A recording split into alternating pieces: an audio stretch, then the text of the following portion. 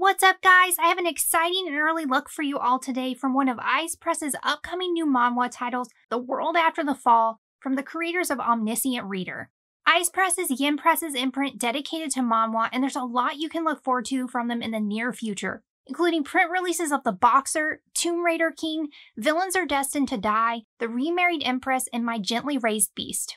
I'm even more excited to pick up more of their releases after seeing the quality of The World After the Fall firsthand.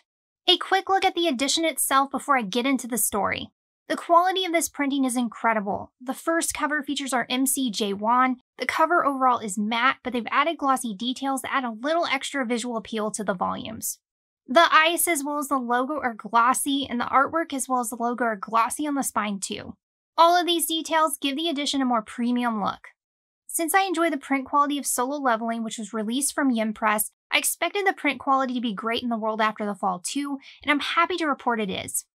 The pages are glossy and white, the perfect type of paper for full color releases like this one.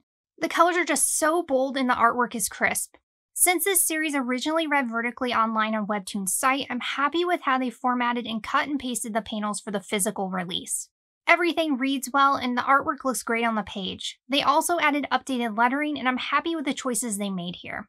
The dialogue and text is all readable and the fonts they chose look great. The way the sound effects were done in particular is super nice. The colors of the sound effects either match or complement the colors of the artwork, so they blend in but also stand out on the page. And finally, the translation is awesome. If you have read this series on Webtoon, you may notice that the translations are different here. When you read it side by side with the digital release on Webtoon, the sentences flow better or have more impact in the physical release. For instance, the Webtoon version says the tower summoned humanity, whereas the print release states the tower called out to humanity, so far in terms of print quality. The edition itself is nice, but the story and premise is what got me into the series.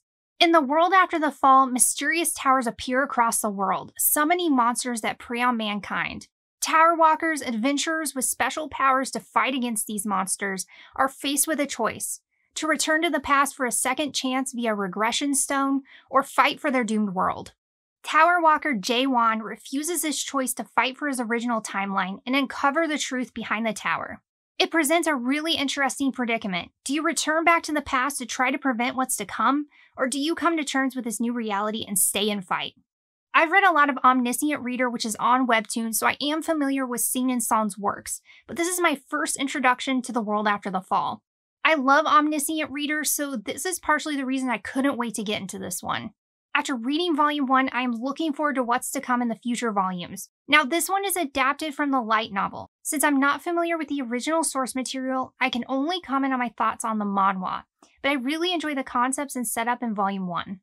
The minute I saw the tower arise and the fear on everyone's faces, I was hooked. One minute we see everyone going about their daily lives, and the next we see them suddenly faced with a horrifying new reality. Usually, these types of series follow the video game turned reality type setup, and while it appears that way at first, the consequences in the monsters in this manhwa are very much real. People die, and a third of the world's population is wiped out. Early on, we find out that this situation is very real for our main character, although there are some twists that already become apparent towards the end of this volume that has me even more intrigued in the story to come, because not everything is as it seems in this story. I want to talk about the art too, because it's absolutely breathtaking. The pages are dripping in action and the colors pop, so it's a visually and aesthetically pleasing series, but it's also an exciting one to read. I can't wait to pick up Volume 2 of the series, and I'm also really looking forward to owning The Boxer with English translation too. This one has been long awaited, so much thanks to Ize Press for picking up the series, in addition to other exciting new titles like this one. I can't wait to see what's in store for us in the future from Ize Press after exploring their new releases. Thank you so very much to Ize Press for sending over a copy for review, and to you guys as always for watching. I'll see you all in the next video.